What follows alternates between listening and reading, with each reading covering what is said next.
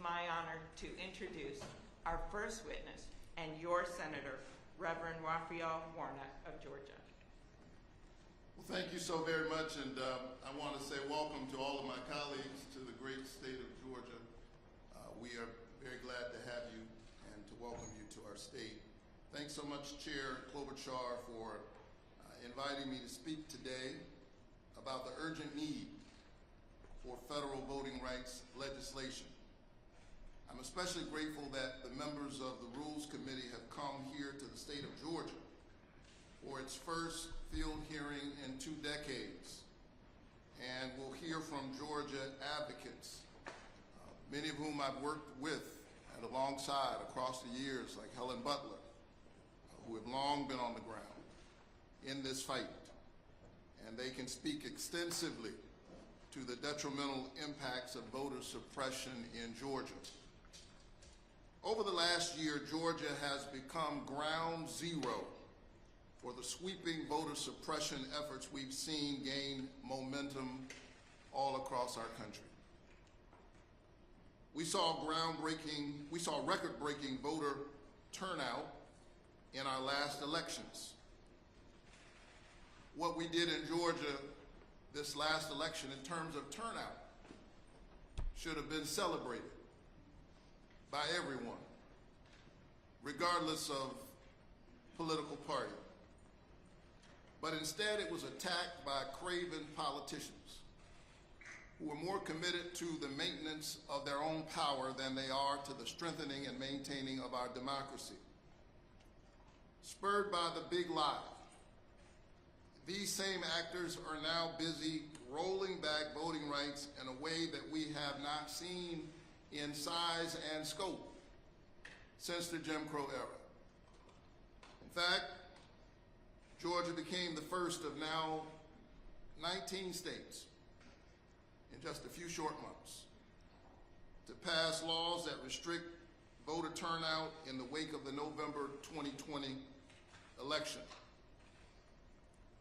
My home state exemplifies the effectiveness of these suppression efforts, as well as the power and the opportunity of what federal voting rights legislation can accomplish. Your vote is your voice. Your voice is about your human dignity. The fight for voting rights is to fight for human rights. There's nothing more noble, more important for us to do in a moment like this. And sadly, what we're seeing in Georgia is an attempt to deny certain people the ability to have their voices heard in our democracy. As I've said time and time again, some people don't want some people to vote. So they're trying to deny access to the ballot, to set up hurdles that voters have to cross as if voting is a privilege and not a right. So this new law in Georgia, SB 202, would make voting harder for countless Georgians by creating these hurdles that voters have to jump through in order to request an absentee ballot, while also reducing the number of drop boxes where voters can return their ballots, by making it harder for community organizations to assist voters, whether from requesting a ballot to just handing out a bottle of water, by letting a single person make unlimited mass challenges to the ability of other Georgians to vote, clearing the way for baseless accusations. Imagine that, your neighbor being able to challenge countless numbers of other citizens and their right to vote. And then even if you clear all of those hurdles, even if you are registered to vote and you got your ballot in the door, your ballot still might not be counted. Because this new law also allows partisan officials in the state legislature to control our state board of elections and take over local elections. It allows them to engage in these takeovers even while the votes are still being cast. This is a recipe not only for voter suppression, but for chaos in our democracy. But if pass federal voting rights protections, which the Congress has the ability and the constitutional right to do, we can reverse these restrictions. We can provide a baseline for voting, basic standards that apply no matter what state you live in. We can pass legislation that would create uniform national standards so that your right to vote cannot be challenged. We can protect the freedom of voters to decide how they want to vote, whether it's on election day, during early voting, or by mail. We can strengthen election security by providing new funding for states to replace old voting machines and enhance training for election administrators. So along with Chair Klobuchar, as well as our colleagues and Senators Merkley, Warner, and Georgia Senator John Ossoff, I've also introduced the Preventing Elections Subversion Act. This legislation would address some of the specific challenges we are seeing in Georgia by stopping mass challenges against voters and preventing state takeovers of local election boards. I want to be clear. Congress must take action on voting rights, and we have no time to spare. There is nothing more important for us to do this Congress. Since January, nearly 400 bills that would restrict voting have been introduced in 48 states. They passed in 19 states. And as we speak, the Texas legislature is trying to become the next state. We Americans live in a great house that democracy built. Right now, that house is on fire. What good is it to expand the foundation if the house is on fire?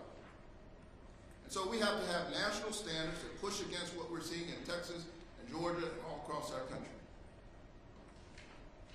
While our brave brothers and sisters in the Texas legislature have risked so much to stop this effort, I am disappointed that some members of the United States Senate